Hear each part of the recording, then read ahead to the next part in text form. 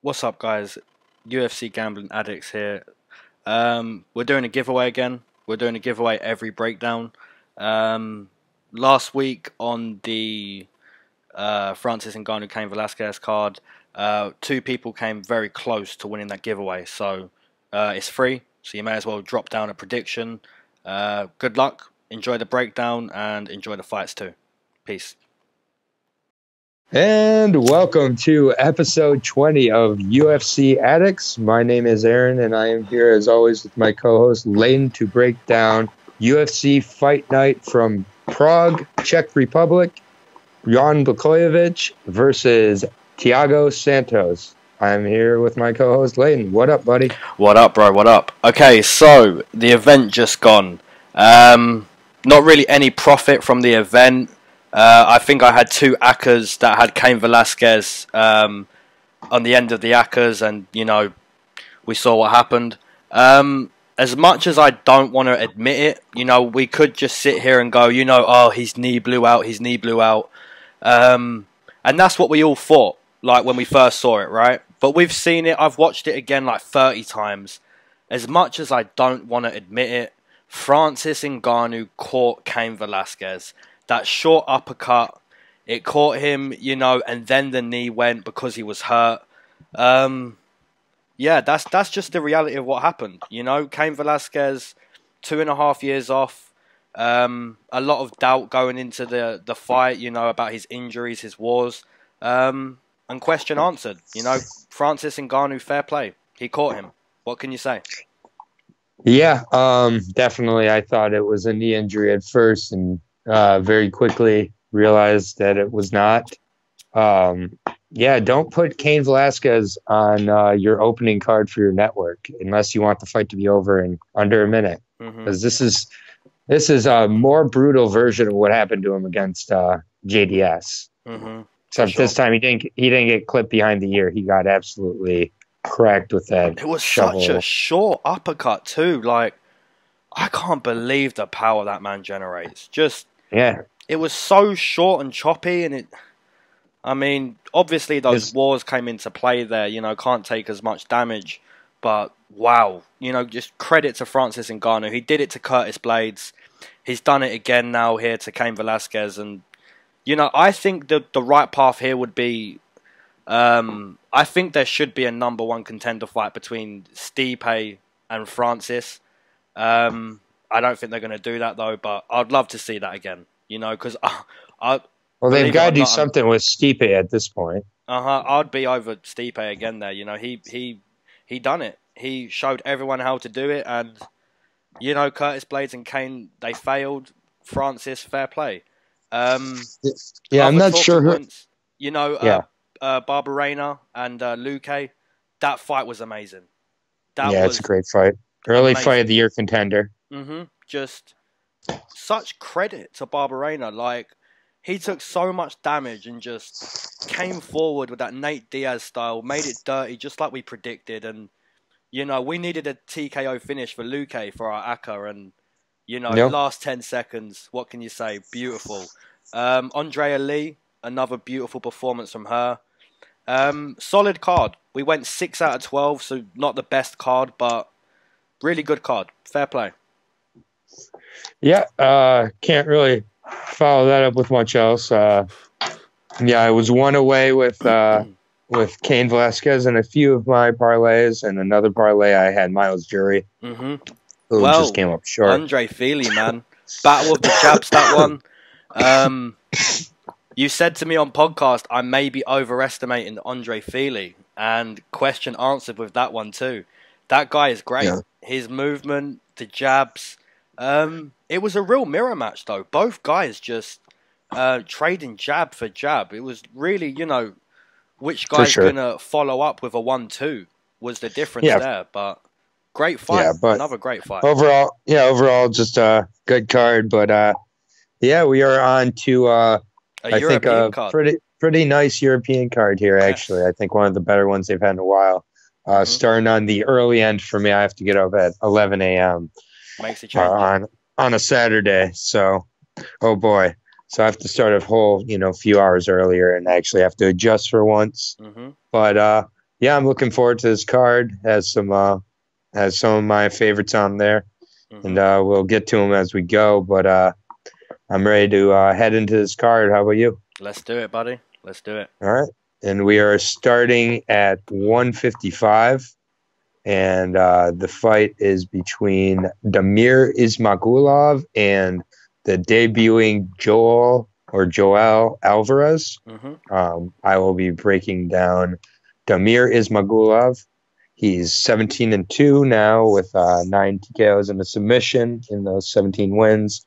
He's 1-0 after his win over in Australia over Alex Gorgees. He really was able to show a really nice and creative striking game. A lot of different spinning techniques. He had a few nice takedowns. He had a trip takedown. He had a single leg takedown and a double leg. So really showing he has a variety of skills. He's a very well-rounded Eastern European MMA fighter. Basically, he looks really comfortable in there. He looks like a veteran. He looks like he's about 38 years old. He's only 28, but he's got, that kind of one of those just old. He kind of reminds me of a few other random Eastern European MMA fighters who look like they're about 40 when they're in the 20s. So not sure what it is about those guys, but they've had a hard life, man. They've had a hard life. Hard life makes for good fighters, though, for sure. And I just think he may be a little more hesitant in this one. He's going up against a more technical fighter and a pure grappler and submission fighter in Joel Alvarez. Alex Gorgees is kind of just a scrapper and kind of went in there and looked for a brawl. And it was a brawler versus a technician, and that's what you saw for 15 minutes. Here, you're going to see Alvarez looking to get this fight to the ground. He's going to look to clinch. He's going to look to get this fight into his world. I believe he's finished all but 1 or 2 of his fights by submission, but you'll go into that. And I'm actually going to pick the striker in the striker versus grappler matchup here. So I'm going to go with Ismagulov, and I'm going to look for that urgency to actually play a benefit in this fight, and it's going to get him to look for the finish, and I think he's going to get the finish in the second round after defending maybe some takedowns and some clinch in the first and demoralizing Alvarez. But I'll take Ismagulov for a second round TKO. Nice. Okay, so Joel Alvarez comes into this fight making his debut. He's 15-1 outside of the UFC. 7 wins by submission. A few wins by TKO. I didn't know too much about him. I have watched some tape. From what I see is, most of his opponents make a few mistakes, and he pretty much takes advantage of that. I see quite a few opponents shooting in on him, and he ends up on top and submits them. Here he has different level competition. Both guys were former lightweight champions, so credit to both guys. But yeah, I pretty much agree with your breakdown on Damir. From what I saw in his debut was pretty impressive standing. Yeah, Joel will most likely look to grapple. His opponents outside the UFC look to do that before he does. So, maybe a different look in this fight for him than what he's used to. But yeah, we're going to agree pretty early on. I'm going to take a decision, though, for Damir. Fair enough. So I'm looking up Joel Alvarez's record here, and I know this may not be the most entertaining, but I'm seeing him with 14 submission wins and 15-1 record. Oh, wow. Okay. Well, he's got a few more than 7 then. Yeah. I'm seeing Alpha Namino Joel Alvarez. That's his nickname, is Alpha Namino. Yeah, I'm seeing 15-1 with 14 submissions and one TKO. Right. You might be seeing amateur as well. I've only got pro record here, so maybe I've got quite a few wins. And it's also going with my old trusty website. So take that to mean what it may. But this is listing him with having a variety of triangle chokes, guillotine chokes, anaconda, armbar, and his only loss being in 2015 by a spinning heel kick, which makes me a little more confident in picking that TKO by Damir. Damir threw a lot of spinning techniques, and they were accurate. So he was really composed in there. So, yeah, we'll see. But we do agree, just a difference in the technique. So, Yep. And what are the odds for this one? The odds are with Teymur. It opened as a pick'em, actually. Okay. So it was minus 110 each way. It is now minus 260 for Teymur. Maybe a little steep, but yep. Yeah, with Teymur there. The odds makers allowed the money to dictate where it went, and the money certainly has made its decision here. And so Teymur is a pretty decent favorite. I'm okay with those odds, but also I don't really know how good this Alvarez guy is, and he is 15-1. So he knows how to win, but we'll see. Yep, fair play. Okay, so moving on to the next one. To Rustam Khabilov versus Diego Ferreira. And I'll be breaking down the Russian. Okay, so he comes into this fight 8-2 inside the UFC. His most notable wins coming over Jorge Masvidal, Yancy Medeiros, and Des Green. His last fight was against Cajun Johnson, which was in Russia. I was quite unimpressed by Rustam in that fight. He did get a close split win against Cajun Johnson. I was pretty convinced that Cajun Johnson won that fight 29-28. Yeah, I thought his movement against Rustam was great. I thought his counter leg kicks were great. And I'm pretty sure that secured him the win that night, but apparently not. Somehow they saw Rustam win 29-28. He is Russian. It was in Russia, and he was against a Canadian. So, you know, but I was pretty sure Cajun Johnson done enough to win that night. So, you know, in his last fight, he didn't look too good. His conditioning wasn't the best. He really did slow down in the second and the third.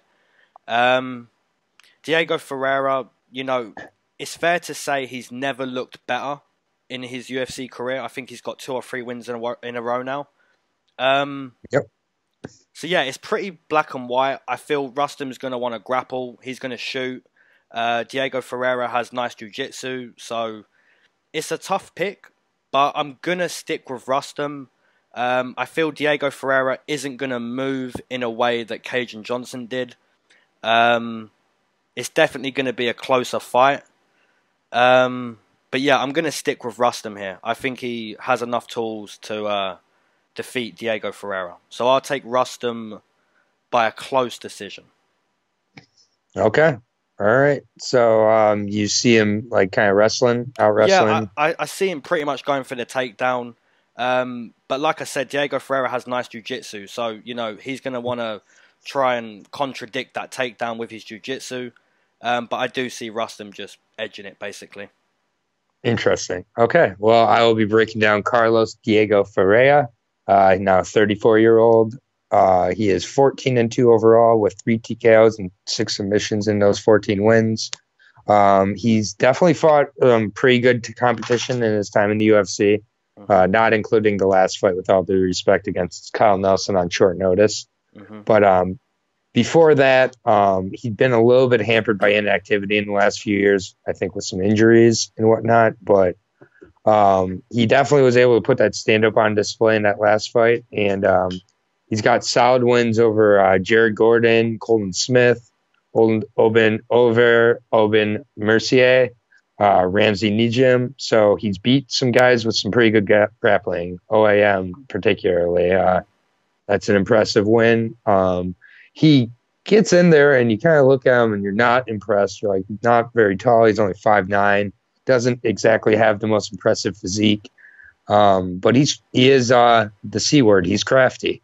And he is very good in a lot of areas. And his stand-up has gotten better and better since getting into UFC. And I think that I'm hoping that he hasn't forgotten about his jiu-jitsu completely, honestly, because I think that he may have to use it a little bit in this fight. I think Rustam is going to try to take him down, is going to look to clinch a little bit. He may have some stand-up early on, but I think that Ferreira is going to get the better of the stand-up and is going to move Rustam into pushing this fight to the ground. I think Ferreira has to be threatening with a lot of submissions and whatnot if it gets there. It's hard to pick Rustam to get finished, though. I don't know if I can see him getting finished, but I do see Ferreira winning, so I'm actually going to take Carlos to get a decision. This is a really close one. This could be a split. That's a fair pick. You know, it was a really tough pick for me, so I see where you're coming from completely. That's a fair pick. And what are the odds on this one? Yeah, and hopefully I'm not using MMA math here because I'm trying not to think that he lost to Cajun Johnson, therefore I was he sure he did. Yeah, which I agree. So it opened as a pick'em with Rustam being the slight favorite. Stayed that way, so Rustam is a slight favorite at minus 140. Carlos Diego Ferreira coming back at plus 110. Okay, so I'm okay picking the slight underdog there. I'm surprised it's not, surprised that Ferreira's not the favorite, being that he's a little bit hotter lately and whatnot. But Rustam's had some impressive performances in the UFC. You always remember the fight against Vince Purcell, particularly with all those suplexes. But I haven't seen that Rustam since that fight.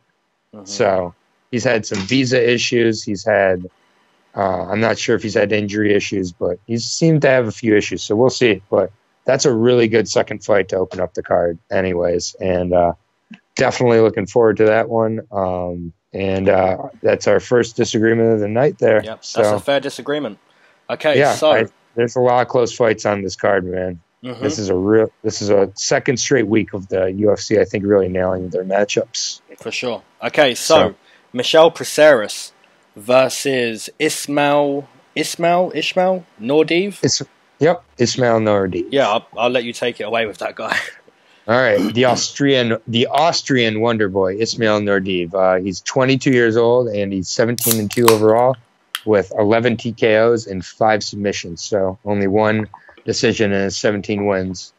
And in the fight before getting called, I've watched a lot of tape on him and I've liked what I see for sure. So in the fight before getting called to the octagon, Ismail had to defend the double leg and was sprawling and able to tag his opponent and put him away in under a minute. So he showed a lot in the 1 minute he was in there against a wrestler. And he showed that he was comfortable to sprawl, get away from the wrestling.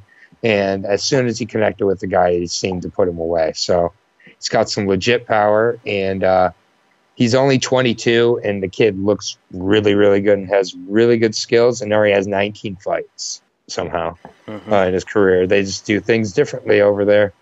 I also was able to see how he performed on short notice as well.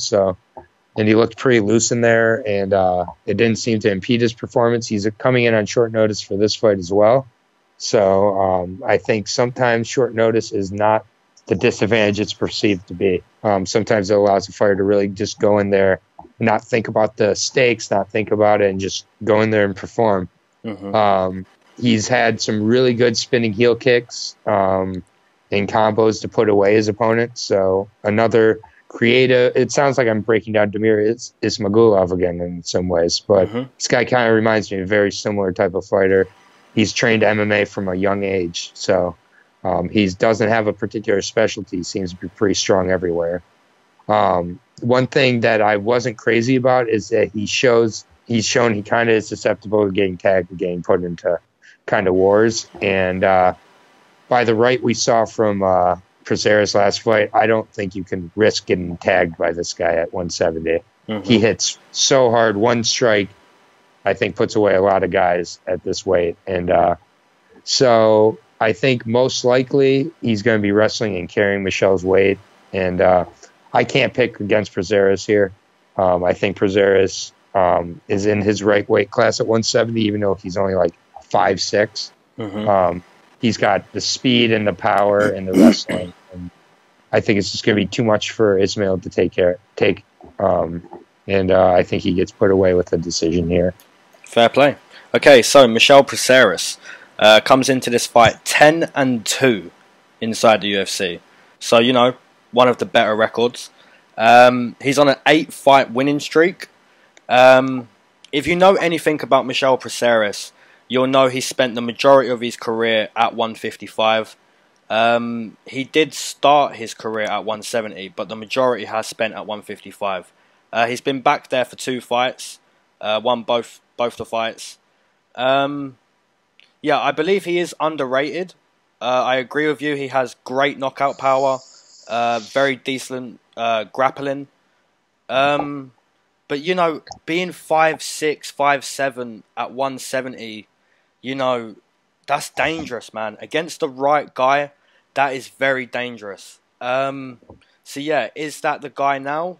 We don't know. I'll be honest, I have seen the odds for this fight, and I have no idea why Nordeev is like I think he's like a plus 300 or something ridiculous like that. I have no idea why.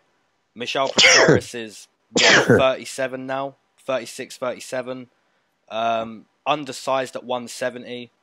So yeah, I have no idea why the odds are so, you know, shocking.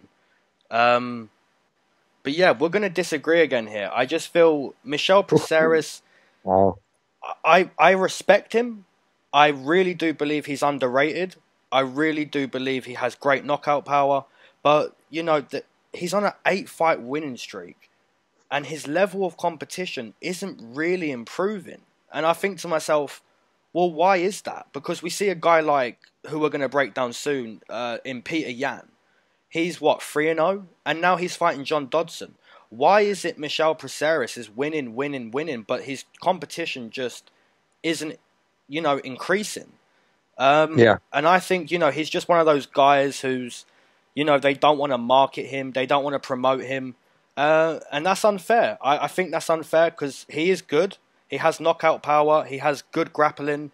He is a good guy. But now he's at 170. I feel the UFC wants someone to, you know, make a name off of him. You know, like, oh, he debuted against Michel Prazeres and he finished him kind of thing. You know, because right now we see Michel Prazeres, after this, if he wins, it's 9 fights in a row he's won. And he's not even close to a title shot. Not even close. Yeah, so, that's fair. You know, I respect him. I think he's great. And, you know, he has got a good chance of absolutely dominating this fight because, you know, he definitely has the experience in the UFC. So, but yeah, I think at 170, he's just a little undersized. And if it's not going the way he wants it to go, I feel like it's going to be bad. That's fair. So yeah, I'm going to take the somehow plus 300 underdog here. The 170 is his natural weight class. So yeah, this could be much closer than the odds suggest. So I'm going to take Nordeev via... I'm gonna give him a round 2 TKO over Michel Prazeres. And there's nothing like you know, a quick first round brutal KO to really shoot your odds up for the next fight. Exactly. And that may be what we're seeing here. And as much as I just said his power is impressive, his power is more impressive with respect to his grappling. He has a lot of really powerful choke finishes. That was his first KO. Yeah, it was impressive too. Yeah, in 26 wins, it was his first KO. So yeah, he definitely has the power, and that could have one of a few effects here. So depending on if this kid Nordeev can really come in there and be composed and not get into a war, I think if he is not using his movement, using really his speed and maintaining some distance with that jab, if he's not doing that, I see Prazeres either tagging him, whether it's on the feet, or wrestling him and tagging him on the ground and then submitting him. But if he's able to really stay disciplined, I think I can see your pick going here. And, you know, Michel Prazeres is a minus 400 favorite. That's crazy to me. And what's the other guy? What's Nordeev? Plus 300. You nailed it. Plus, okay. Plus 330 on some sites. Yeah, so, I mean, I'm definitely going to be sticking that in a very small accumulator or parlay for any American listeners. Yeah, so, but yeah, I think that I just on this podcast caught myself overrating the underrated Michel Prazeres, if that makes sense. Yeah. He is massively underrated.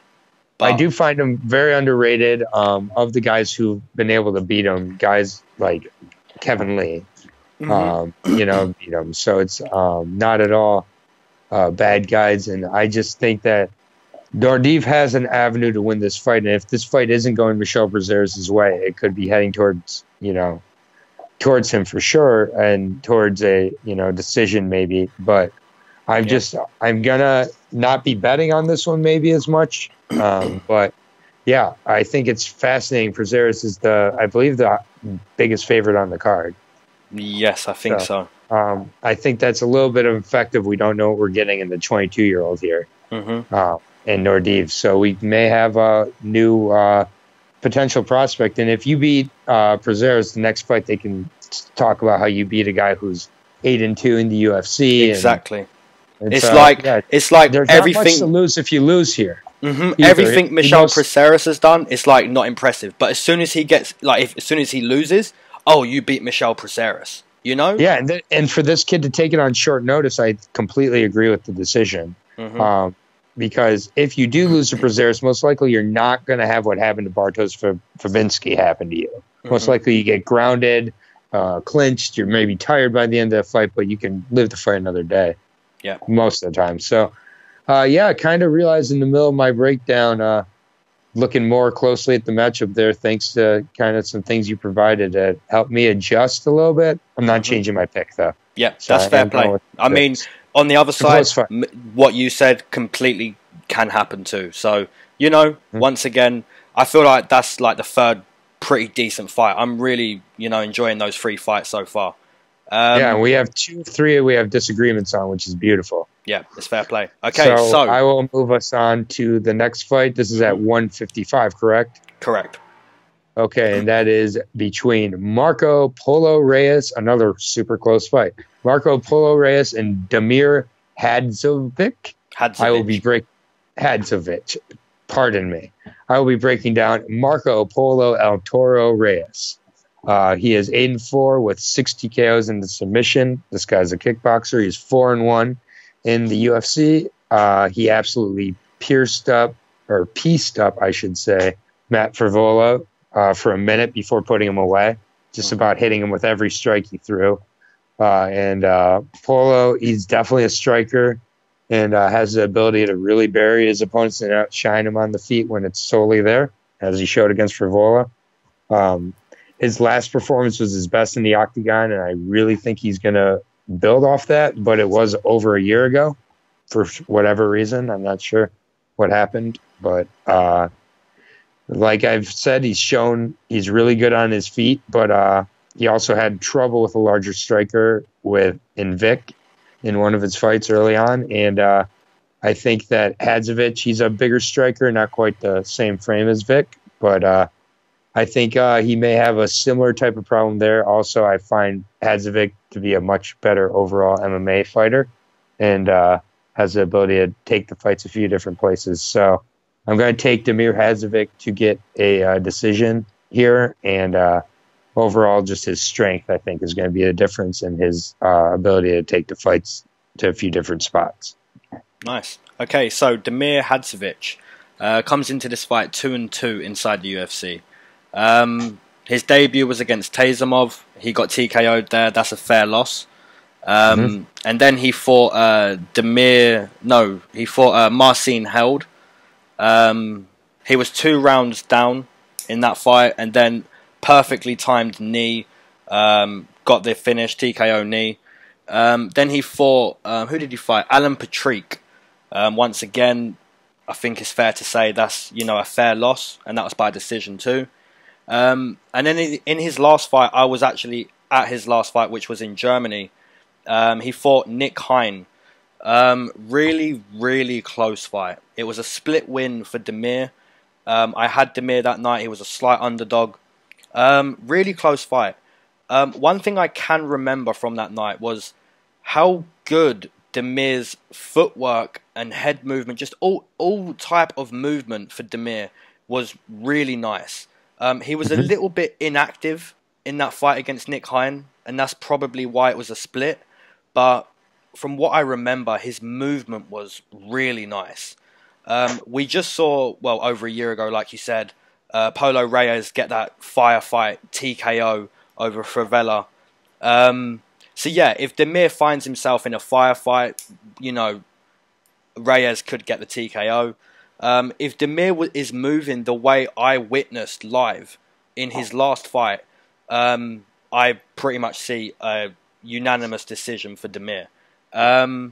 But yeah, we're going to agree. I think, what I saw from that night from Teymur was just movement-wise, it was really nice.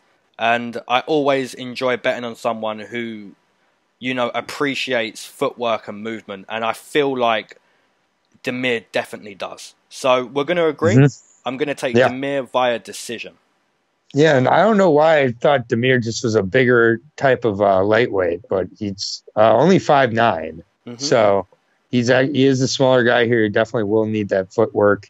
I think both guys are going to have some beautiful footwork, though. This could be a really impressive technical kind of striking match here. It's another really good fight. That's 4 in a row in my eyes. Really close. It's really, really close fight. And we'll see. Teymur has kind of been alternating wins and losses a little bit. So, and Paul Reyes is 4-1 in the UFC. So he's been pretty comfortable there. The odds are with Reyes at -145. They're close. Teymur is +125, so just over pick'em. So yeah, that's fair to me. That's completely fair.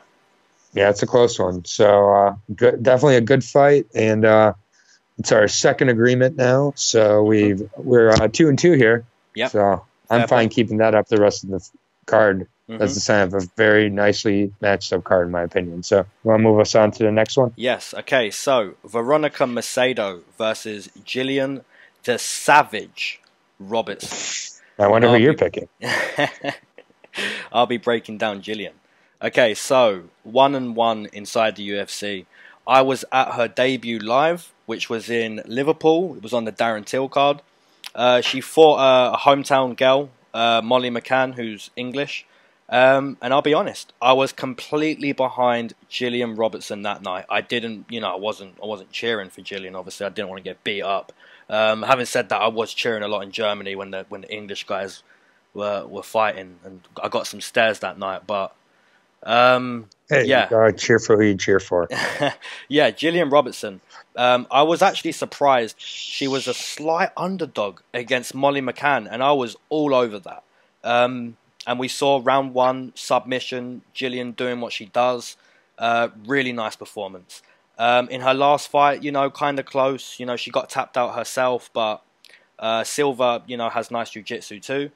Yeah, Gillian Robertson, for me, man, she's just great, man. She's like the female version of Brian Ortega. Like, she can be losing and then just find a way to get that submission.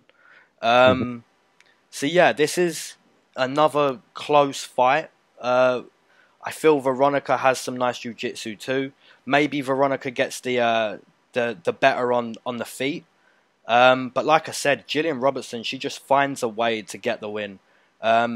Every fight we see improvements. Even in her loss, there was improvements in her last fight. So yeah, it's another really tough pick. But I'm gonna side with the Savage. I'm gonna take Gillian Robertson. I haven't picked against her yet. She is one of my favorites. I really enjoy her jiu-jitsu. And yeah, I see her getting a submission. I think it's gonna be close though, and I think she finds this submission in round 3. Okay. I will be breaking down Veronica Macedo. She's 5-2, 0-2 in the UFC. However, with loss by TKO to Ashley Evans Smith and a decision loss to Andrea Lee, which we just saw in her last fight. She looked good again. And both those fights, one of the biggest things that held her back was her small frame, I felt. She really has solid skills in stand-up when they can get there, and she is a competent grappler as well. But she's had a tough start to her career again. But the 2 flyweights she did fight are 2 of the biggest in the division, and Gillian is not that. But what she is a very competent and aggressive submission artist, definitely a good grappler. And Macedo has yet to show what she showed outside the octagon. She hasn't really shown it inside the octagon yet. So, and again, they've been tough matchups. I think this one's much closer for her. And I think that Macedo does have a little bit more skill, but it's the will part, which is the will to win, which Jillian has much more of. And she's shown. She just shows she has a way to kind of get it done. And I think that Macedo's key to win this fight is to avoid the subs. And I think she knows she needs to get a decision win here. And I'm going to say that she's able to avoid the subs and get that decision win. So we're actually going to disagree. And I will take Macedo, but this is a really, really close fight. And I just think that the desperation and just overall her not facing as large of a frame, the big frame on these girls really prevented Macedo from being able to have her strikes reach at some points in those fights, literally. So that may say something about why is she fighting in this weight class, but for whatever reason she is, and I think this is just a little more of a suitable matchup for her to be able to eke out a decision and get to 1 and 2 in the UFC. She needs to win, and I'm just going to really close fight, but I'm going to take Macedo. Nice. So, and the odds? Yeah. Macedo is the slight underdog at plus 130. Jillian Robertson coming back at minus 150. Robertson, she opened at minus 210. Wow. I thought it would be the other way around. Because I really do, I feel Veronica will get the better on the feet, but yeah, that's a really close fight. That's close. Yeah. Well, I think anytime you got an 0-2 or 0 whatever fighter going up against a fighter with a few wins, I feel like that fighter often gets the nod, particularly in female fights. I don't know if this is true or not. I haven't done enough research into this, but I think when a female fighter is 0 for and whatever, I think she becomes an underdog from there on out significantly more than on the male side. If there's a guy who, for example, is 0 for 2 or 0 for 3. Yeah. So I think Macedo is a sneaky dog here. I just think on the feet she'll be able to keep it. I think she knows where Jillian wants this fight, and I think it's about if she can stop it now. And I think Macedo just has a little more ways to get a decision win here. I think it's going to be really close, though. Fair play. Okay, so moving on. Daniel Teymur versus Chris Fishgold. And I'll let you take it away with my guy, Chris. He would be our guy, as I'm the bigger Cage Warriors fan of the two of us, even though you live over there. Shame on you. Anyways, Chris Fishgold, fighting out of Liverpool. The 5'8" former Cage Warriors featherweight champion is 17-2 overall, and he has 12 submission wins in those 17 wins. His 7-fight win streak came to a screeching halt against Calvin Kattar, however, and with a first-round KO. That was pretty good back and forth fight while it lasted, but Kattar just kind of outshined him by the end. And Fishgold, he's a very, very aggressive grappler, and he's smaller, so definitely likes to get inside, use his power on the feet, and get it to the ground. He's got some decent speed. He defended his title multiple times before coming over here, which I always like as an attribute coming into the big leagues. So he's used to pressure, used to having the spotlight on him a little bit, I think. And while Calvin is one of the taller featherweights, so I did question how Calvin Kattar is one of the taller featherweights, so I did question how Fishgold was going to do going into that fight. And I kind of was worried if he didn't get it to the ground, he was going to really struggle. He did. I think he's gained a lot from that fight, and he has taken some time to recover since then. It was, I believe, in April or May when he got KO'd. So he's taken some time off, and I feel he's in a much more suitable matchup here. And I'm actually going to take Fishgold to get a second-round submission in his first UFC win here. Nice. So I'm going to get him to take out the lesser of the two Teymurs, in my opinion, than Daniel Teymur. Nice. Okay, so Daniel Teymur comes into this fight 0-2 inside the UFC. His brother, obviously far more successful. Not so much for Daniel. In my opinion, he has quite a few holes in his game. His conditioning is pretty bad. His grappling, you know, needs work, a lot of work. his ground game, you know, fish out of water on his back. Let's be honest. Yeah. So yeah, you know, 0-2 inside the UFC. He's potentially looking at, you know, being cut if he gets finished in this fight. You know, everything you said, I massively agree with. Fishgold, you know, looked pretty okay in his debut, but, you know, Calvin is great. From what we've seen from that guy, he's great. Really tough debut. Absolutely. Daniel Teymur's probably going to be the better kickboxer. Unfortunate for him, this isn't just kickboxing, this is MMA. And from what we've seen is, you know, exposure. There's real holes in his game. He can't just kickbox. But yeah, I massively agree. And I agree with the round and method. I think Chris gets it done here. I think Daniel Teymur is looking at being cut. And yeah, I'll take a round 2 submission for Chris Fishgold. Okay, yeah, and he is the -230 favorite. Yeah, Fishgold is. That's completely Teymur fair. coming in at +195. It opened at -105, -115, so it opened as a pick'em. Yeah, I mean, those odds, they're bang on. Because Daniel Teymur has massive holes in his game, man. He's not like his brother. He's nowhere near his brother. Yeah, and I'm not saying all, you know, guys from Eastern or from Europe, wherever, or Teymur's from Sweden, but I know Fishgold's fought a few guys from Sweden over in Cage Warriors, and really comfortable athletically with those types of guys. And I feel like Teymur is a guy I could honestly see going back to Cage Warriors after this type of fight to get back on his feet. But Fishgold 17-2, really good submission. So I feel very confident, and I will pick him with a finishing within the first 2, I think. Yeah, that's definitely one of my more confident picks on the card. That is probably my most confident pick on the card. Nice. Okay, so moving on to Dwight Grant, the body snatcher, versus Carlo Pedersoli.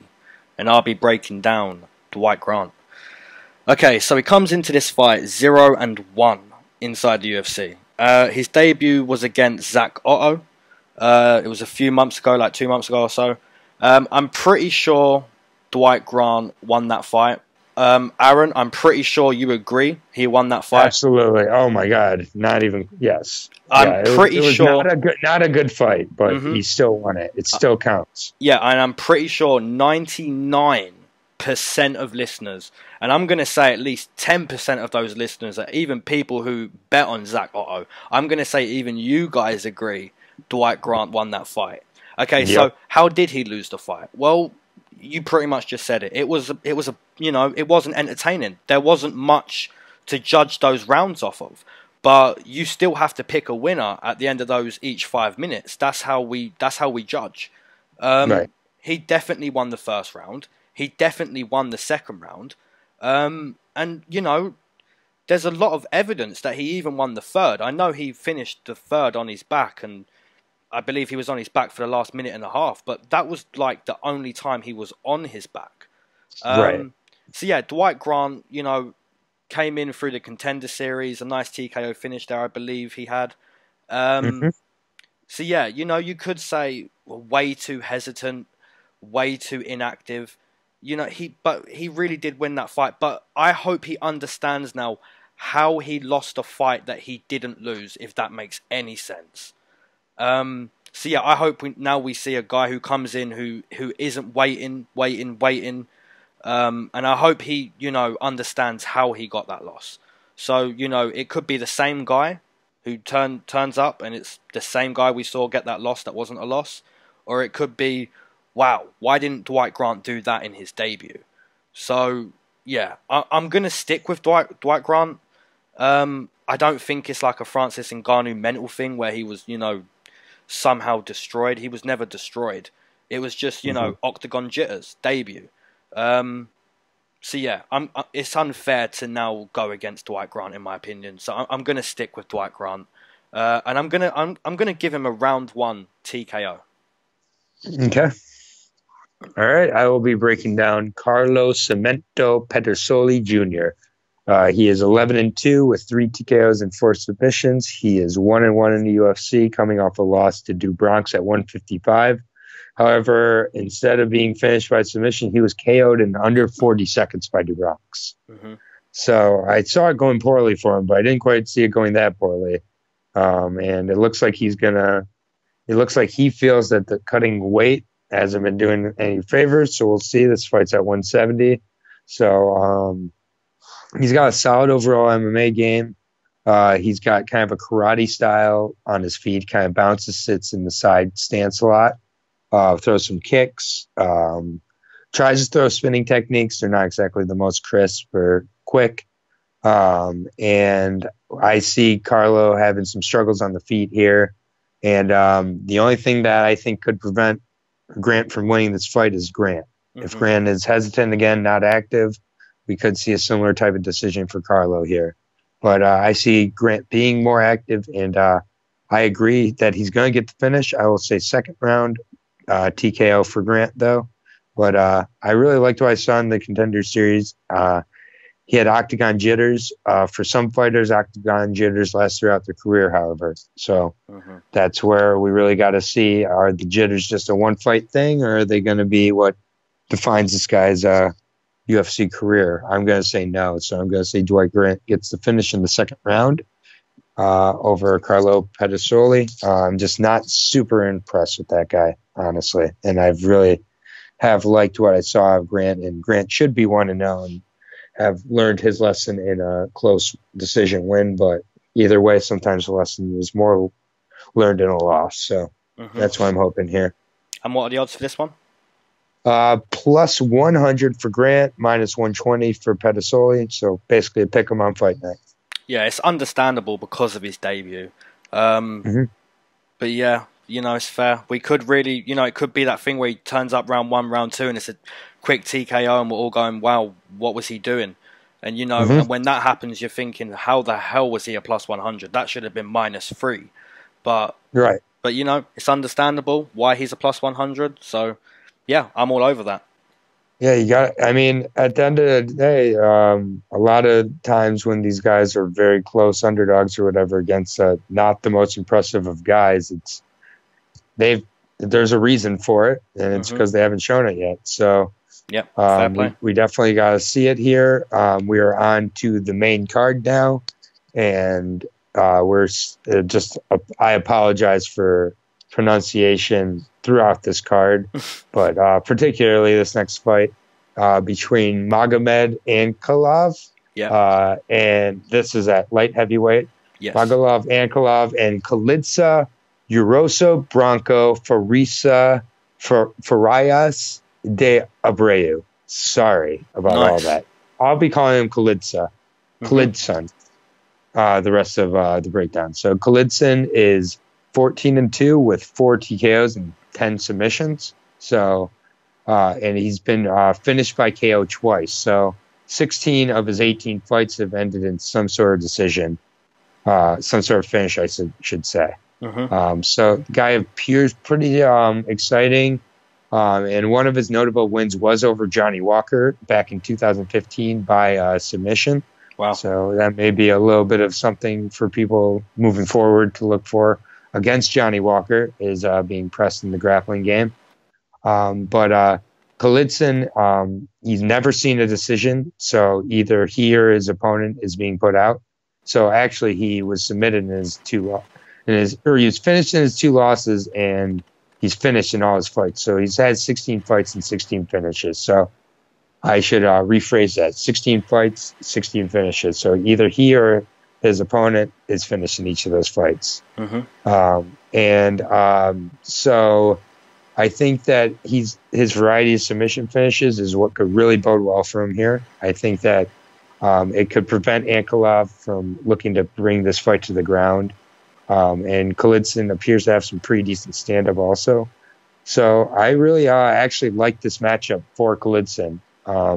Ankalaev showed he could be submitted against Craig, getting submitted down to the very last second. So he shows, as he's maybe getting more tired in the fight, he's more susceptible to submissions. And I wasn't super blown away by his stand-up either. And from what I've been able to see against Klidson, he's been able to maintain some pretty good stand-up. He fought Johnny Walker and didn't get KO'd, so he finished him. So I think what we will see is a decision here, however. So we'll see how Klidson does with that. But I'm going to take Klidson, actually, to get his first decision. And I think that, I think it could be close, but I'm going to take Klidson to get a decision here over Ankalaev. Nice. Okay, so Magomed Ankalaev comes into this fight 1-1 inside the UFC. He should be 2-0 inside the UFC. He was dominating Paul Craig the first round, second round, third round. So he dominated 14 minutes and 50 seconds of that fight. Apparently the last 10 seconds was, the difference. Apparently you can dominate your opponent for as long as you want, but getting caught in a triangle choke in the last 10 seconds is a legit possibility, and Magomed experienced that. Without a doubt, one of the best comebacks of all time. Arguably like top 3 in 2018. So yeah, really impressive from Paul Craig. I was also impressed by Magomed in that, debut against Paul Craig up until that moment. But in his last fight against Marcin Pracino, wow, I actually took Marcin Pracino because I thought he'd just get the better on the feet. Wow, Magomed Ankalaev got one of the most sweet, beautiful head kicks I've ever seen. That TKO head kick was just Marcin. If Marcin didn't get knocked out against Sam Alvey, he certainly experienced getting knocked out against Magomed. Really nice. I was really impressed with that last fight for Magomed. Yeah, I didn't know too much about Klidson. I have seen some tape. I didn't know that he beat Johnny Walker. That's pretty impressive. Yeah, so from what I've seen, he's a pretty decent wrestler. Nice jiu-jitsu. I feel Magomed has exactly that too. Good wrestler. Nice jiu-jitsu as well. It's a close fight, man. It's another really close fight. But I am going to stick with Magomed on this one. I feel, I completely underestimated him in his last fight. I did not know he was capable of doing what he did to Marcin Pracino. And I just can't go against him here. I feel Klidson's going to have to prove something to me in his debut.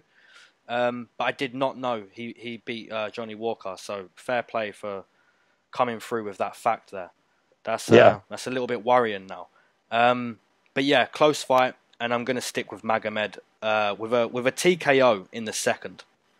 Yeah, it's to be noted Klidson is coming in on short notice as well. So I think that, again, we'll see who that plays an advantage for.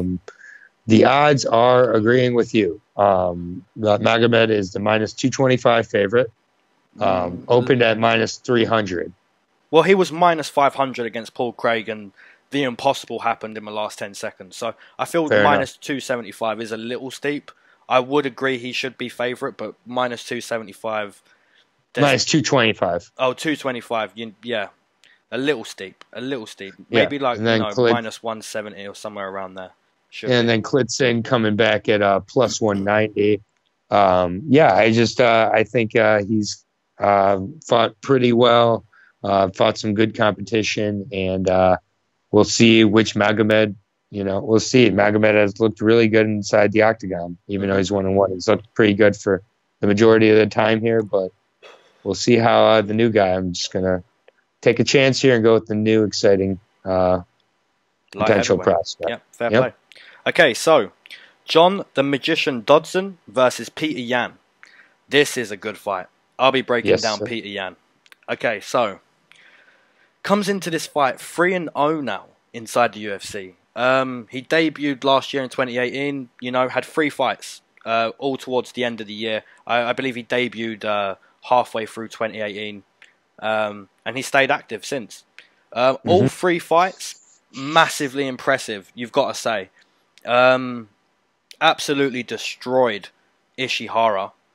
In his second fight, I believe that was oh my god, that fight was amazing. I think it went down, voted somewhere around like 15th best fight of the year in 2018.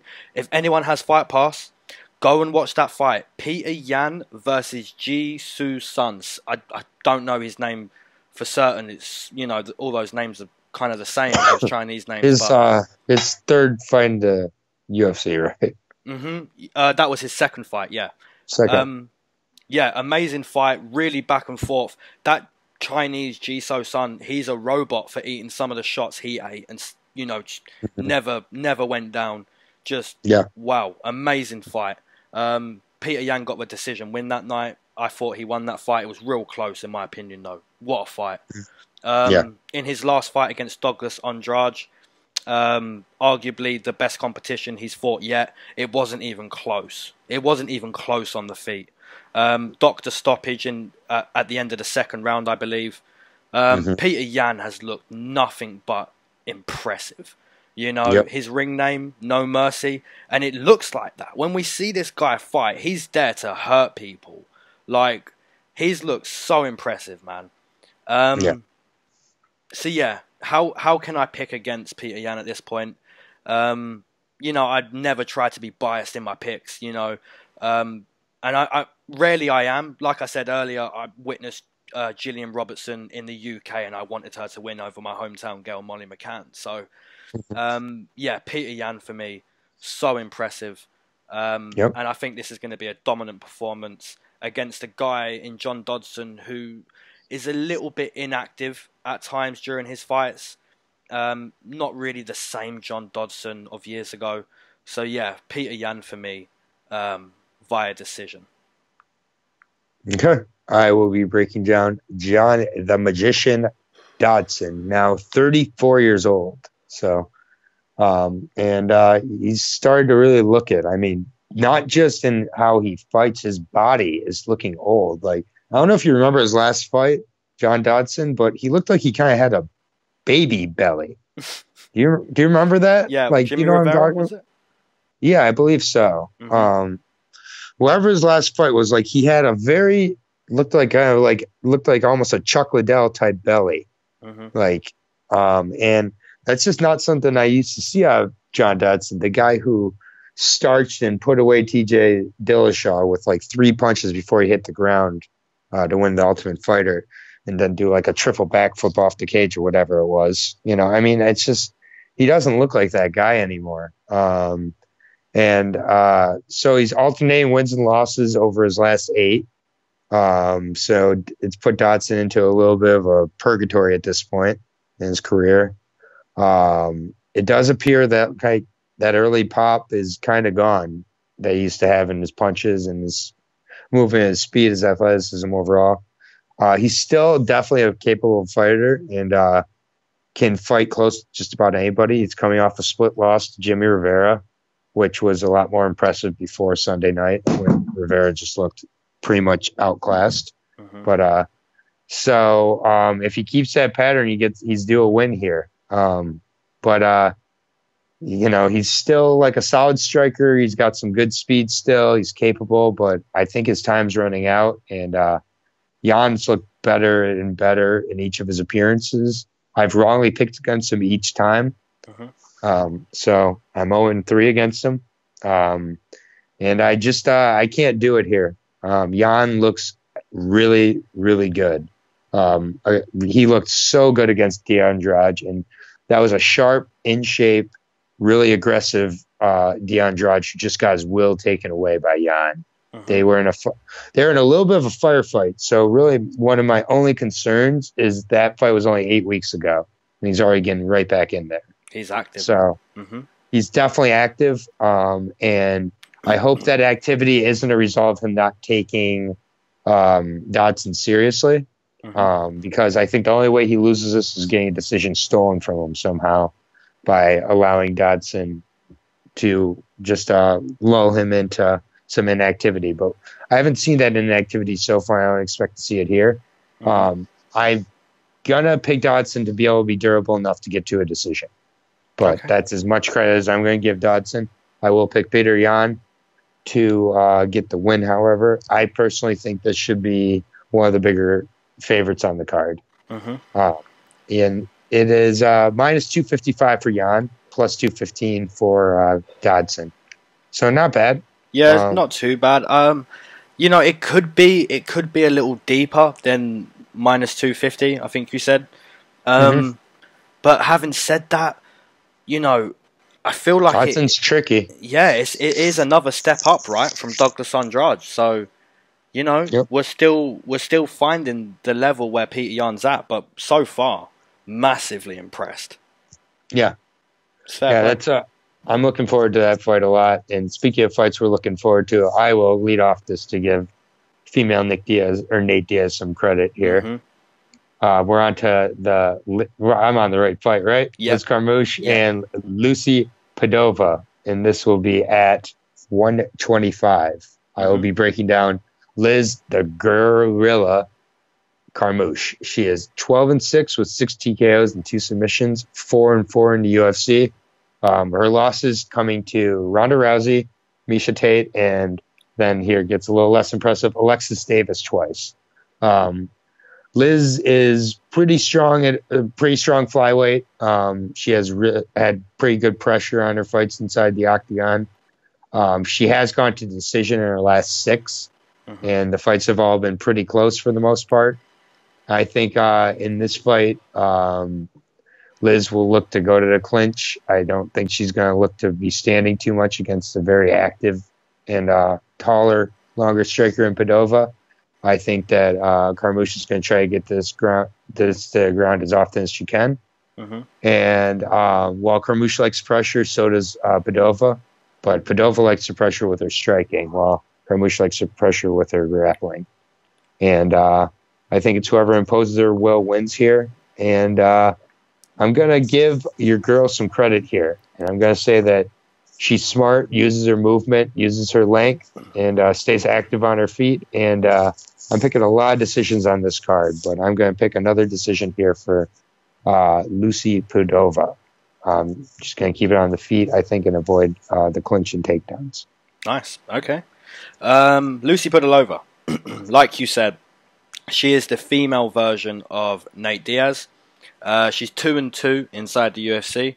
I have seen one of her fights live, which was her debut 2 years ago in London. She fought Lena Landsberg. Really close fight, really dirty fight. You know, a lot of grappling up against the fence. She lost that fight.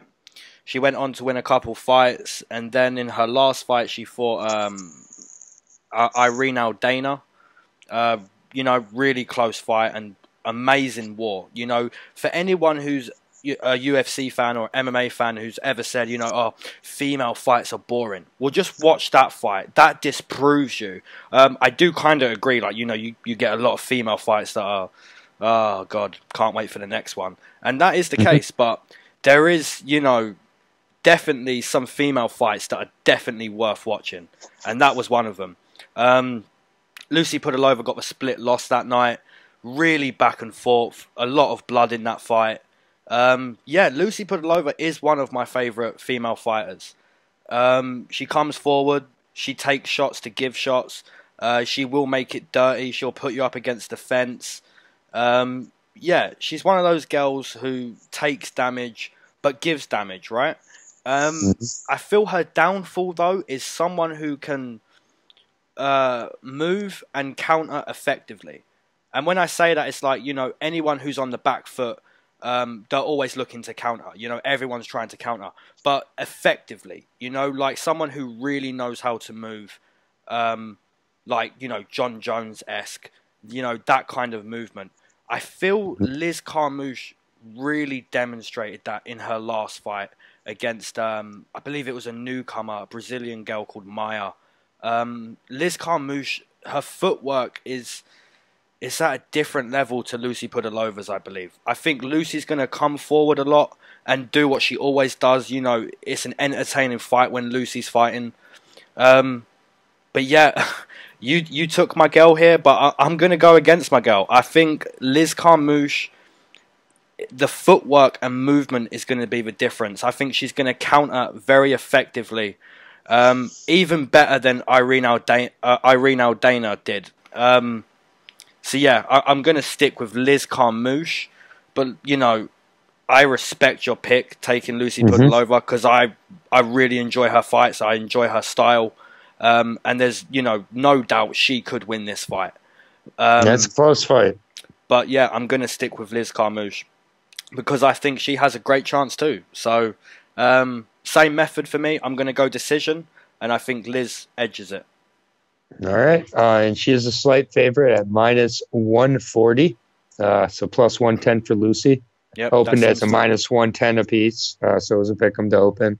And it was that, how many disagreements is that so far? I believe that's about 5 or 6 now. 5 or 6. We'll tally it up at the end here. But yeah, sign of a very good card. I will say, Lucy Pudilova is the only fighter on this card who's from Czech Republic.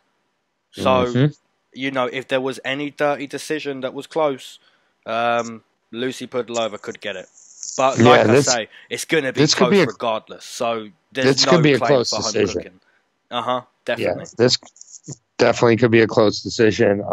And she will have that crowd on her side. And yeah, we'll see. I think it's a close fight. So hopefully it's a good one. We are moving on to the next fight at 205, correct? Correct.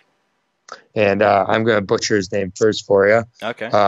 So we have Jean Villante versus Michel Oleksiejczuk. And I don't know if that's even close. So we're going to call him, you're right there. We're going to call him Michel O, or you can call him whatever you want. Mr. O. I will Oleg, or I'll call him Lord or Juicer. Let's not call him Juicer. Let's pick one. Or he doesn't look like he juices, but he did. That's the kind of juicer I'd be. Sorry, I will be breaking down. Unfortunately, I will be breaking down Jean Villante. Sorry, not a big fan of this guy. 17, but I'm not going to let it affect my breakdown here. 17-10 overall for Jean Villante, with 10 TKOs, 2 subs, and a whole bunch of split decisions. He is 7-7, and he's has a win over Corey Anderson. Yeah, don't know how that happened, but and Ed Herman by split decision being his most notable wins. The rest of his wins really not too noticeable or notable, I should say. A little bit of both. He is on a bit of an odd streak here with 4 straight fights going to split decision. He's 2-2 in those. So he split those even. So what to say about Jean? He's about as average of a guy in the lightweight, heavyweight division as you can get. For the most part, he can hang in there with just about anyone. I'll give him credit for that. He's often in some pretty entertaining, although sometimes sloppy fights. And if you're on the upper end of quality, you'd seem to beat John. And if you're not, you don't. So he's kind of the gatekeeper between if you're a legit UFC fighter or if you're just a UFC fighter. And in this fight, I think he's matched up a guy who definitely hits hard. He's coming off a 2-year layoff for PEDs. And we'll kind of have to see based on Michel's first fight. I do like his chances, but we kind of got to see the post-USADA effect here. So, yeah, I really don't know who to take in this fight. I really don't. I'm going to take Michel, and I'm going to take him to get a 3rd round TKO. Nice. And I think it could get kind of sloppy here, but I'll take Michel to get the knockout. Okay. So, Michel Oleg comes into this fight 1-0 inside the UFC. That win came over Khalil Roundtree. However, that win was overturned due to testing positive for a banned substance. Juice. Yeah. Juicy juice. And it was clomiphene as well. So it wasn't even the actual stuff he took to get performance enhancing abilities. That was the stuff to make sure his balls worked after. So, you know, he was caught right at the end. He nearly made it. Yeah, he just mistimed it a little bit. Maybe he's worked on that in his 2 years off. His timing. Okay, so I pretty much agree with everything you're going to say. I'm not going to speak too much about this fight. I massively agree with everything you said. Jean Villante is bang average. You know, he wins every now and then. He wins as much as he loses. It depends which Jean shows up. You know, there's a question mark over Oleg. You know, did he get that win over Khalil Roundtree? Oleksiejczuk. Oleksiejczuk is what I'm going to say it is. Michel Oleksiejczuk. And it may be Michael. I don't know. Sorry, whatever your name is. Don't fail steroid test and be out for 2 years and we'll learn your name. Yeah. He got a decision win over Khalil that night, right? I believe, if I remember rightly, or I heard it somewhere recently, he was a plus 1,000 to win a decision that night. So that's what we're looking at here. We're looking at, wow, steroids really do work. Or we're looking at, you know, this guy can fight without steroids. One thing I have noticed is he can take a shot. This guy just takes shots and he's just there. And it's never fun when you're against a guy who's taking shots and you're just there like, you know, there's nothing more I can hit you with at this point. Just finish me. He's still only 23. Yeah, so we're going to agree. I don't know who to pick here. I feel no one knows who to pick here. But yeah, I'm going to take a decision win for the Lord Juicer. Okay. Well, I took Lord Juicer by third round TKO, so we actually agree on a fight again. That's good, but we disagree on the method. Yep. And we are on to the co-main event of the evening. Yes. And it is between Marcos Rogerio de Lima and my boy, still after all the disappointing performances that I have lost track of how many times I've been disappointed in the variety of ways I've been disappointed, by Stefan Skyscraper Struve. I still love you, buddy. I'll let you break down Marcos Rogerio de Lima first. Okay, so Marco Rogerio de Lima comes into this fight. What does he come into this fight? 5-3 inside the UFC? No, 3-3. No, I was right. 5-3 inside the UFC. You know, not really any notable wins.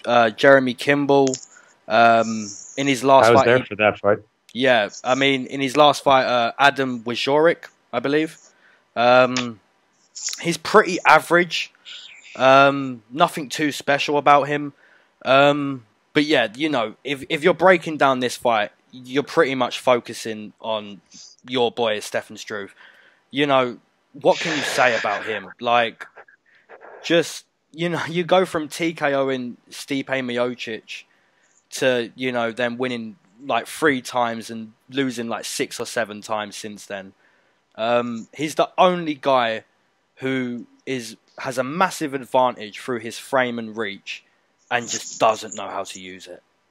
Like, I was at his last fight in Germany, which was against Marcin Tybura, and like, his head is clear coming over the fence of the octagon. He's like I took a picture of him and just like put a caption like the human giraffe.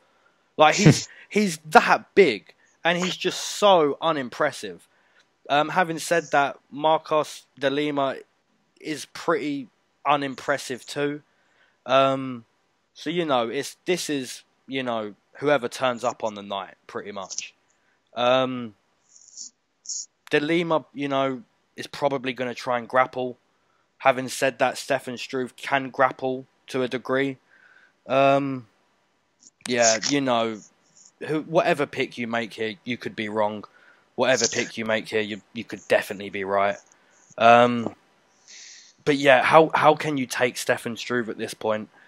How can you? He's just so unimpressive for like his last like 7 or 8 fights. It's just sad to see, because, you know, you go from TKO and Stipe Miocic to just being bang average, if not below. You know, the only reason Stefan Struve is even in the UFC is purely down to being a human giraffe. So, yeah, I can't take Stefan Struve here. I wish, you know, if he wins, I'll be happy for him. Fair play, like, for getting a win. But, yeah, I'm going to take De Lima by decision. Okay. I will be breaking down Stefan Skyscraper Struve. He's now 28-11. What can I really say about Struve that you didn't just say? He's currently on a 3-fight losing streak. Each one of those performances has been more and more disappointing for me. I'm a huge, huge fan. For some reason, Struve, as you said, refuses to use his 7-foot reach. Not only that, but there's times where he just seems to freeze up in there mentally and just not know what to do, not do anything. Or, I mean, I'm a huge fan of Struve, truly believe in his skills, and I truly believed with his tools he was going to be a real force in the division. With wins over guys like Stipe, it just further solidified that. And then, yeah, I'm not sure whatever happened. It's just, whatever reason, it just hasn't happened for him. And he's got another opportunity here against a light heavyweight coming up to heavyweight who put on a good performance against a lengthy grappler. And that's what Struve is. I actually don't see De Lima trying to grapple at all. I see De Lima going in there and throwing bombs. And I see one of those bombs landing in the first round. And I honestly see an overhand shot landing and slumping Struve in the first round and putting him out. I got De Lima with a first round KO. So have you got any faith whatsoever here in Stefan Struve? I mean, if he comes out and I would love to see him try to, pull guard even or, be active with his jab. But honestly, I don't know. I've lost my faith in him at this point. He's finding different ways to lose in these fights. He really does not move his head much and leaves it right in the middle. De Lima, being the shorter guy, is going to be throwing overhand shots. I just see one connecting early. If you lose to De Lima, I don't have much faith in him. Yeah. And I'm picking him to not only lose, but I'm picking him to lose first round. And I've never picked that against Struve. I've probably picked Struve in every single one of his UFC fights. Do we know if he ever switched camps? Has that ever been a thing for Stefan Struve? I'm really not sure. Yeah, so. I mean, like you said, just massive potential after that Stipe win, and then it's just... I mean, this is the kind of fight, though. If he has anything left, you gotta be able to beat a middling light heavyweight. Exactly. Who's moving up in weight. If you can't do that, I'm not sure why you're fighting still. I feel like we'd both be happy to be wrong on this pick. I would love to be wrong. The odds have Struve the very, very... Well, it's basically a pick 'em. Plus 105 for Struve, minus 125 for De Lima. Okay. So some money going on Stefan Struve. Okay, some people have faith. That's fair enough. Yeah, opened up as a pick 'em. So, it's tough to pick against him. I'll be gladly wrong on that one. I'm not gonna necessarily avoid betting against Struve though, because it's a pretty consistent win at this point. Yeah, it was a little bit like your your Aldo pick where you picked Moicano, but you was extremely happy of Joe. It's a little bit like that. I picked Aldo. Oh no, you did pick Aldo. That's right. I picked Aldo. Yeah, I picked Aldo, and I mean, but you're kind of right in a similar way. I just had a feeling Aldo was going to be able to put it away, but I can kind of see right now the shorter De Lima just throwing a wild shot that connects on Struve's chin, and Struve just doesn't have a chin left at this point. Yeah, that's fair play. So, yeah, I'm going to take De Lima for first round KO. It's one of my more confident picks of the night. Nice. As much as it hurts me to pick, it's probably one of my most. It probably is my most confident pick of the night. It's kind of crazy. Okay, so main event. I'll kick it off because I know people are going to be waiting for your prediction. Before I kick it off, I just want to say I meant to do this at the start of the podcast. Shout out to one of my mates who I've known for a few years now, Marty Chesley, for catching his first UFC card ever. And he's respecting the channel now, and he's a listener of the channel. So shout out to you, Marty. Welcome. And the main event. Okay, so Jan Blachowicz versus Thiago Santos. Okay, so I'll be breaking down Thiago Santos. He comes into this fight 12-5 inside the UFC. Another guy who's been extremely active. His 2018, I think he had like 5 fights. He kicked Anthony Smith in the body so hard, finished him with a body kick. He dominated Kevin Holland last year. He finished Eric Anders. Absolutely destroyed Jimmy Manuwa. So yeah, in 24, this is the 24th month where this will be his 9th fight. So his 9th fight in literally bang on 2 years. That's pretty crazy. Since then, he's gone 7-1 in those 8 fights. So, you know, this guy is just putting away people. He's a monster. Insane knockout power. A really, really nasty head kick. A really nasty body kick too. We see that against Anthony Smith. He spent most of his career at 185. He's moved up to 205 now, just like Anthony Smith. I believe Anthony Smith did that after the loss to Thiago Santos. So, you know, we could see that rematch here at 205 somewhere down the line against Anthony Smith. So yeah, I've only really got positive things to say about Thiago Santos. The one negative that I would say is sometimes he's fighting and he, like, the technical side of his stand-up game just kind of goes out the window. If you watch the Jimmy Manuwa fight, you will see some things in that first round that are really questionable. Like, I believe he does some really strange spinning kick that doesn't look like it's doing anything. It just... And then he ends up on the bottom. Like, sometimes he really loses the technical side to his game. Having said that, he hits very hard. So, you know, it's okay that he kind of loses the technical side. He is moving up to 205. He's 2-0 here at 205. Or 1-0. I do believe this is a close fight. I have seen some opinions that Thiago Santos will be the bigger guy, but I don't see how that's possible. Jan Blachowicz is a big guy too. A natural 205er in Jan Blachowicz.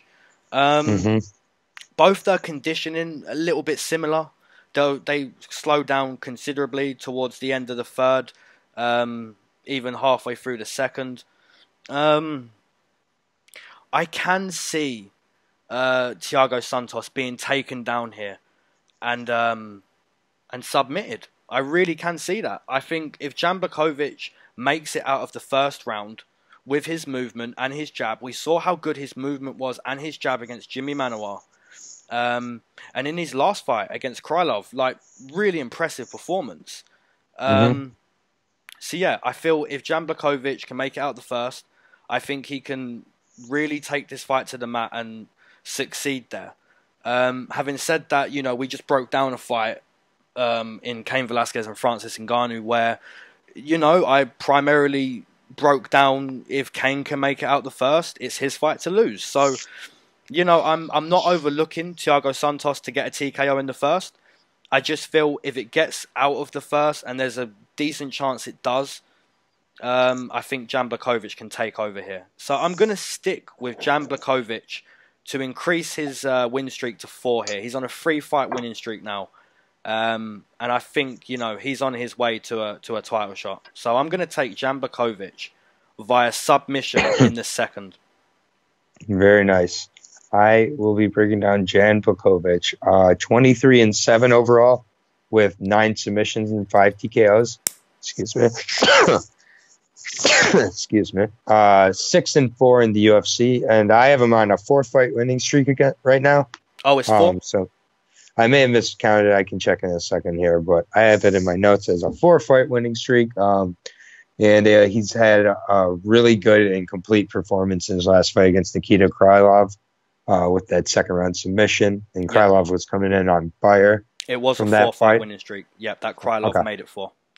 Okay. Yeah, Jan, he's really he's solid everywhere, but his top control and submission game have impressed me the most and been where he seems to really shine the best. I think in this fight, it's not going to be about what it's not going to be about what he does in the stand-up battle, because I think that he has a severe speed and overall kind of power and disadvantage on the feet there. So I do agree kind of surviving that first round is going to be key. I think that the gap in the wrestling is just as large And I think after the first round, you're going to really look to see Jan pushing for the takedown more and more. I think in the first, he's going to be more cautious with it, perhaps, and be able to get down the movement more and figure out if he has any possible openings stand-up wise. But I think after a certain amount of time where Jan's going to have a chance of winning is on the feet or on the ground. So I look for Jan to push for the wrestling and a takedown, and I think he's going to have success with it. And I do see him getting a submission actually on Santos as well. So we are going to agree, which may not be good news for you. I'm back to my losing ways. I have faith in you. I have faith in you. Main event, but we'll see.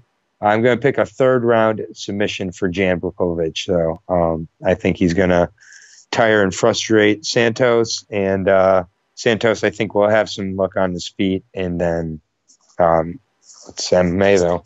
And I think Blachowicz will move his winning streak to 5 straight wins. Otherwise, Santos is really close to title contention after this fight, judging by the fact that Anthony Smith is getting a title shot right now. And what are the odds for this main event? Yeah, the odds are with a Jan, I believe, but let me check. Okay, no, they aren't. The odds are with Santos minus 135. So slight I can favorite. see how. Plus 115 to Blachowicz. So just a slight underdog there. But yeah, good. This is a really solid, one of the better Eastern European cards I can remember. This is a decent card, and I'm glad that you have to, adjust. Yeah, I'm glad I am too. I'd be more than happy to adjust more often, frankly. I think it's kind of screwed up how we treat the local fans at points. What would be your fight of the night here? My fight of the night here. There's a lot of picks. Okay, we're gonna have to go with John Dodson and Peter Yan. Okay, and will you tally up the disagreements while I decide my fight of the night here? Yes. Okay. I'm gonna say fight of the night. John Dodson, Peter Yan's a good choice. I'm gonna say Damir Hadzociv and Polo Reyes. Yes. Okay. I'm gonna say that will be my fight of the night in an upset. So I believe we have 6 disagreements on this card. Okay. So almost half the card. Almost half the card we disagree on. We started getting on some agreements towards the end there, but yeah, I am looking forward to this card, and thank you to everybody who listens, everybody who's commenting. I'm really doing my best to respond to the comments as they come in, and I appreciate them. There's no such thing as a negative comment. So, now I probably will regret saying that, but at the same point, I appreciate anybody who cares enough to make a whether it's agreeing with our breakdowns or disagreeing with our breakdowns. It's all good. I don't at all think I'm an expert, but I definitely know I'm passionate about this sport, and that's not going to change. So grateful to everybody who listens, and enjoy the fights this weekend. But I don't have much more to say about the fights. Yep. One thing I will quickly say is anyone who's entering the giveaway again this week, there was 2 people who were one-off predicting 5 perfect. So we're getting more and more people entering the giveaway. So it's free, and we're doing it every breakdown. So you may as well just smack down 5 predictions, method, person, round, and if you get all 5 right, then it's you can get a fight pass for a year, whatever you want. But yeah, enjoy the card, enjoy the fights, and yeah, peace. Thank you, everybody.